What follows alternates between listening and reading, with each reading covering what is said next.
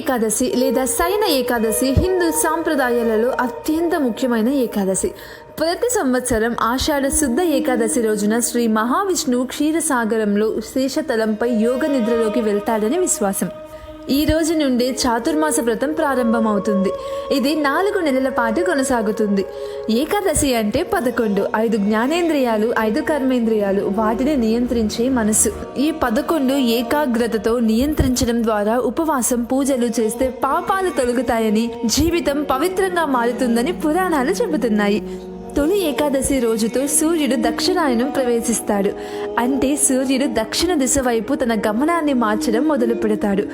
దీనితో ప్రకృతిలోనూ వాతావరణంలోనూ మార్పులు వస్తాయని, ఇది ఆధ్యాత్మికంగా కూడా ప్రత్యేకమని మన పెద్దలు చెబుతారు. ఈ రోజున గోపద్మ వ్రతం మొదలవుతుంది. ఇది కార్తీక మాస శుక్ల ద్వాదశ వరకు కొనసాగుతుంది.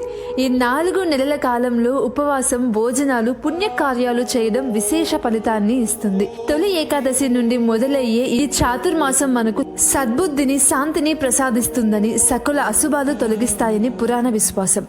అందుకే ఈ రోజు ఉపవాసం చేసి శ్రీవారిని భక్తితో ఆచరించడం ఎంతో పుణ్యప్రదం. హరే రామ, హరే కృష్ణ. ఇలాంటి మరిన్ని ఆధ్యాత్మిక కథల కోసం మన హిందూ పురాణ కథల ఛానల్ను వెంటనే సబ్స్క్రైబ్ చేసుకోండి.